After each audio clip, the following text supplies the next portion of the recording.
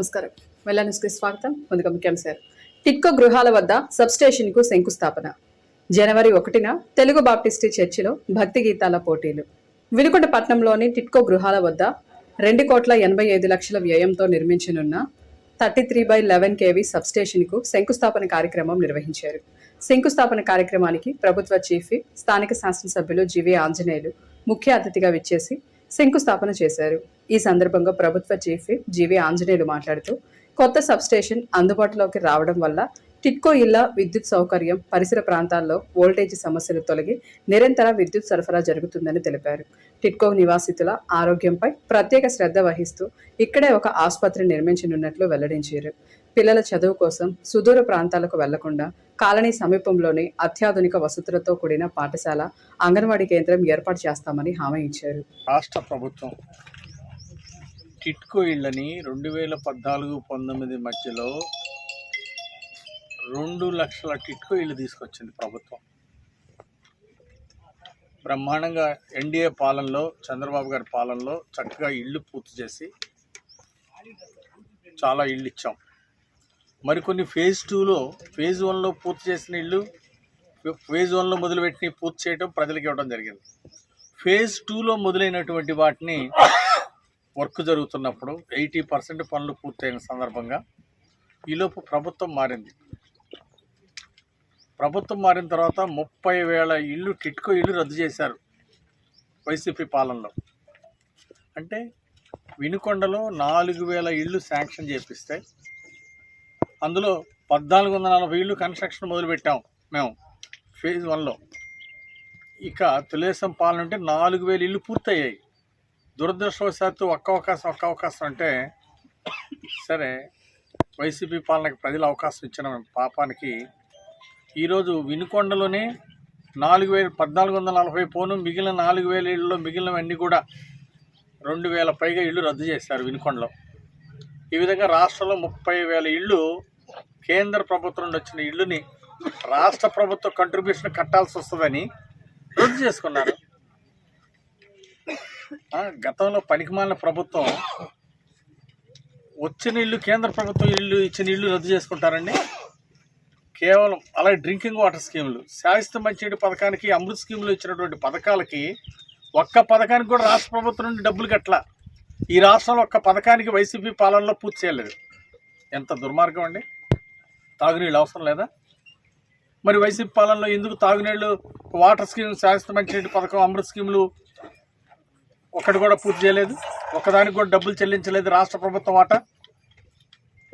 టిట్కో ఇళ్ళు పేదలకు అవసరం లేదా? మరి ఎందుకు రద్దు చేశారు? దీనికి జగన్ ప్రభుత్వం ఏం సమాధానం చెప్తుంది? మాజీ ఎమ్మెల్యే బొల్లా ఏం సమాధానం చెప్తాడు? సిగ్గు లేకుండా పనికిమాలిన ఆరోపణలన్నీ చేస్తూ ఉన్నారు. 16 నెలల్లో 3 లక్షల ఇళ్ళు ఇచ్చాం రాష్ట్రంలో. ప్రధానమంత్రి ఆవాస్ యోజన పథకాన్ని పారదర్శకంగా అమలు చేశాం.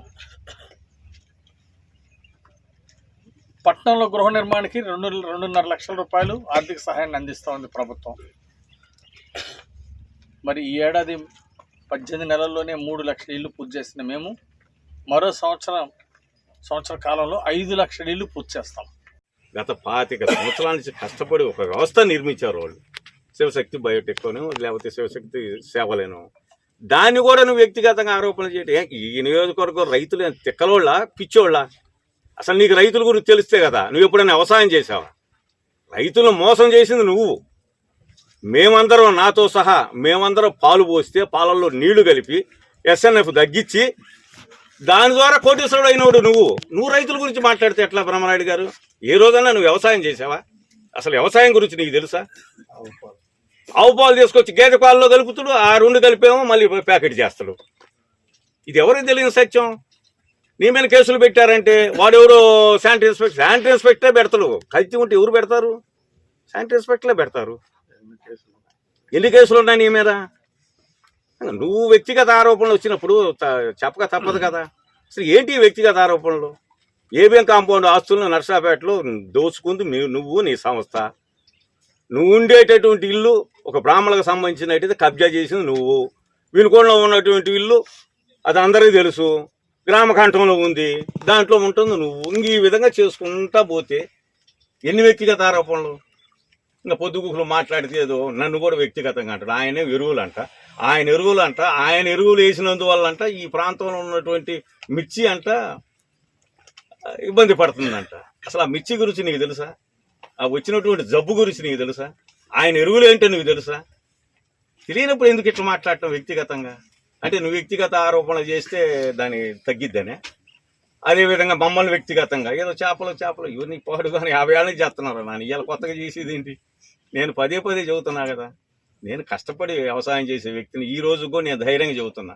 నిన్నే జిల్లా అధికారులు వచ్చారు నా వ్యవసాయ క్షేత్రానికి. నేను ఆర్గానిక్ వరి పండిస్తున్నా. నీలాగా ముచ్చట చెప్పి నీళ్లు పోసో లేకపోతే ఇంకొకటి చేసేవాడిని కాదు, పౌడర్ కలిపి. నేను స్వచ్ఛమైన రైతుని. ఈరోజు జీడీసీసీ బ్యాంక్ చైర్మన్గా బ్రహ్మాండంగా గత 5 ఏళ్లలో జరిగినటువంటి అవినీతిని అంతా బయటికి తెస్తున్నా. దాని గురించి కూడా ఏదో కామెడీ చేశాడు. మరి వదిలిపెడతారా? కోట్లు 12 కోట్లు 20 కోట్లు ఎక్కడ పడితే అక్కడ కోట్లాది రూపాయలు మోసం చేసినటువంటి కమిటీని ఉపేక్షిస్తారా? అధికారులు ఉపేక్షిస్తారా? పట్నంలోని బోసుబొమ్మ సెంటర్ వద్ద గల వాసవి కళ్యాణ మండపంలో శ్రీ గంగా పార్వతి సమేత రామలింగేశ్వర స్వామి దేవాలయ అభివృద్ధి కమిటీ ఆలయ జీర్ణోద్ధరణ కమిటీ సభ్యుల ప్రమాణ స్వీకార మహోత్సవం ఘనంగా నిర్వహించారు. కార్యక్రమానికి ప్రభుత్వ చీఫ్, స్థానిక శాసనసభ్యులు జీవి ఆంజనేయులు ముఖ్య అతిథిగా పాల్గొన్నారు. నూతనంగా ఎన్నికైన కమిటీ సభ్యులు అంకిత భావంతో పనిచేసి రామలింగేశ్వర స్వామి ఆలయాన్ని భక్తులకు అన్ని సౌకర్యాలు కలిగిన గొప్ప ఆధ్యాత్మిక కేంద్రంగా తీర్చిదిద్దాలని కోరారు. ఆలయ జీర్ణోద్ధరణ పనులకు తన వంతు పూర్తి సహకారం ఉంటుందని ఆయన హామీ ఇచ్చారు. వేద పండితుల మంత్రోచ్చారణల మధ్య కమిటీ సభ్యులు ప్రమాణ స్వీకారం చేశారు. అనంతరం నూతన కమిటీ సభ్యులను ప్రభుత్వ చీఫ్ జీవి ఆంజనేయులతో పాటు జీడీసీసీ బ్యాంకు చైర్మన్ మక్కన మల్లికార్జునరావులు శాలువా కప్పి ఘనంగా సత్కరించారు. పట్నంలోని నష్టపేట రోడ్డులోని ఇమ్మానియేలు తెలుగు బాప్టిస్టు చర్చి ఆవరణలో నూతన సంవత్సర సందర్భంగా క్రైస్తవ భక్తి గీతాలు ప్రముఖ సువార్త గాయకులు బేతం శ్యాంప్రసాద్ జ్ఞాపకార్థం కుటుంబ సభ్యుల ఆధ్వర్యంలో నిర్వహించనున్నట్లు ఇమ్మానియేలు తెలుగు బాప్టిస్టు చర్చి సంఘం అధ్యక్షులు సిహెచ్ రామయ్య, కార్యదర్శి గద్దెల ఆసి వరప్రసాద్, ట్రెజరర్ పి సునీల్ కుమార్ తెలిపారు. జనవరి 1వ తేదీన సాయంత్రం 3 గంటలకు బాప్టిస్టు చర్చి ఆవరణలో నిర్వహించడం జరుగుతుందన్నారు. జూనియర్ విభాగం నందు 15 సంవత్సరాల లోపు, సీనియర్ విభాగంలో 15 సంవత్సరాల పైన వయసు కలిగిన క్రైస్తవ బిడ్డలు ఈ అవకాశాన్ని సద్వినియోగం చేసుకోవాలన్నారు. ఆసక్తి గలవారు అవకాశాన్ని సద్వినియోగం చేసుకోవాలని బాప్టిస్టు సంఘ కమిటీ సభ్యులు తెలిపారు.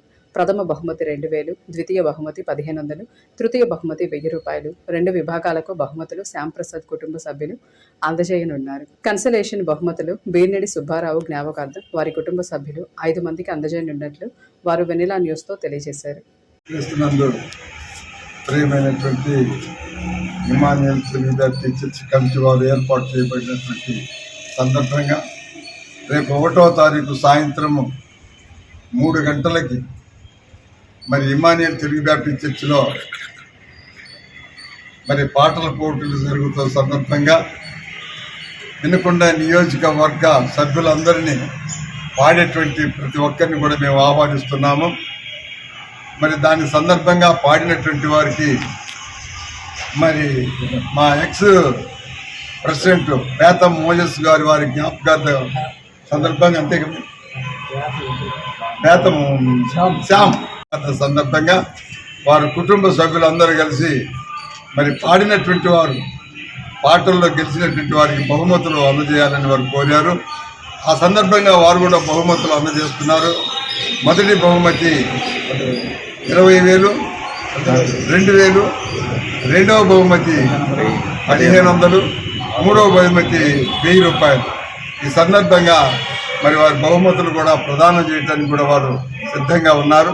కనుక ఈ సందర్భంగా నియోజకవర్గం సభ్యులందరూ ఎవరైనా సరే పాడగలిగినటువంటి వారు ఓన్లీ క్రైస్తవ పాటలు మాత్రమే పాడాలని మేమందరం కోరుతున్నాం. వారు వచ్చి క్రైస్తవులకు సంబంధించినటువంటి పాటలు పాడి మరి మీరు బహుమతులు గెలుచుకోవాలని కూడా మేము కోరుతూ మరి ఈ సందర్భంగా కమిటీ వారందరము, నేను, సెక్రటరీ గారు వీళ్ళందరూ మీకు కలిసి మాట్లాడుకొని ఈ ఏర్పాటు చేయడం జరిగింది. ఈ సందర్భంగా మేము అది పేపర్ కూడా ఇవ్వటం కూడా జరుగుతుంది. కనుక మరి సభ్యులందరినీ గమనించి 1వ తారీఖు సాయంత్రం 3 గంటలకు ఇమ్మానియేల్ తెలుగు బాప్టిస్ట్ చర్చి దగ్గరికి రావాల్సిందిగా మేము ప్రేమపూర్వక ఆహ్వానిస్తాం. 1వ తారీఖున ఇమ్మానియేల్ తెలుగు బాప్టిస్ట్ చర్చిలో పాటల పోటీలు జరుగుతున్నవి. ఆ పాటల పోటీలు బేతం శ్యామ్ ప్రసాద్ గారు ఎక్స్ ప్రెసిడెంట్ గారి పేరు మీదుగా అవి జరుగుతున్నవి. అది ఇమానియల్ తెలుగు బ్యాప్టిస్ట్ చర్చిలో జరుగుతున్నవి. దానికి 2,000 రూపాయలు, 1,500, 1,000 రూపాయలు ప్రైజెస్ అనేది ఇవ్వబడుతుంది. అలాగనే కన్సల్టేషన్ ప్రైజులు కూడా 5 ఇవ్వబడుతుంది.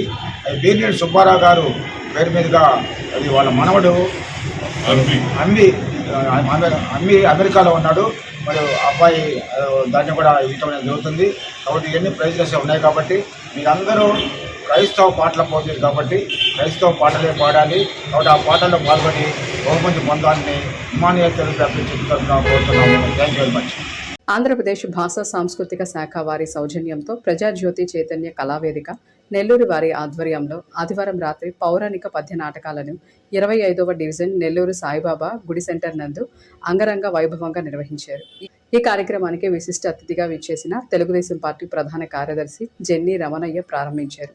ఈ సందర్భంగా వారు మాట్లాడుతూ కూటమి ప్రభుత్వం కళాకారులను అన్ని విధాలా ఆదుకుంటుందని, రాష్ట్రంలోని కళాకారులందరినీ గౌరవిస్తుందని, వారికి కావలసిన సదుపాయాలు ముఖ్యమంత్రి నారా చంద్రబాబు నాయుడు, అదేవిధంగా మన శాసనసభ్యులు కోటంరెడ్డి శ్రీధర్ రెడ్డి కళాకారులను ఆదరిస్తారని తెలుగుదేశం పార్టీ వ్యవస్థాపక అధ్యక్షులు స్వర్గీయ నందమూరి తారక రామారావు స్వతహాగా ఆయన ఒక పెద్ద కళాకారుడని, ఆయన రాముడుగా, కృష్ణుడిగా అనేక పాత్రలలో నటించి ప్రజల హృదయాలలో నిలిచిపోయారని, తెలుగుదేశం పార్టీ స్థాపించి 9 నెలలలోనే వారు ముఖ్యమంత్రి అవ్వడం గర్వించదగ్గ విషయమని కొనియాడారు. అనంతరం జీవన జ్యోతి స్వచ్ఛంద సేవా సంస్థ అధ్యక్షులు మందా వెంకట్రావుకు ఘన సన్మానం చేశారు.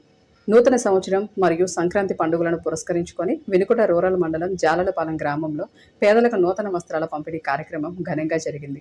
వైఎస్ఆర్ కాంగ్రెస్ పార్టీ గ్రామ అధ్యక్షులు గొట్టం గోవిందరాజుల ఆధ్వర్యంలో నాయకులు వంకాయలపాటి నాగేశ్వరరావు సహకారంతో నిర్వహించిన ఈ కార్యక్రమానికి మాజీ శాసనసభ్యులు, పిఏసీ సభ్యులు బొల్లా బ్రహ్మనాయుడు ముఖ్య అతిథిగా హాజరయ్యారు. గ్రామానికి విచ్చేసిన బొల్లా బ్రహ్మనాయుడికి గ్రామస్తులు, పార్టీ కార్యకర్తలు పెద్ద ఎత్తున తరలివచ్చి పూలమాలలతో ఘనస్వాగతం పలికారు. అనంతరం గ్రామంలో నిర్వహించిన భారీ ఊరేగింపులో ప్రజలు ఉత్సాహంగా పాల్గొన్నారు. అనంతరం ఆడపడుచులకు చీరల పంపిణీ కార్యక్రమం నిర్వహించి మాట్లాడారు.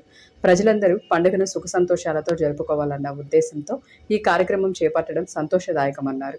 పేదల సంక్షేమానికి తమ వంతు కృషి ఎప్పుడూ ఉంటుందని, ఇలాంటి సేవా కార్యక్రమాలు చేపట్టిన నిర్వాహకులను ఆయన ప్రత్యేకంగా అభినందించారు. ఇంతటితో వెళ్ళాలని సమాప్తం. తిరిగి రేపటి వెళ్ళానిలో కలుసుకుందాం. నమస్కారం.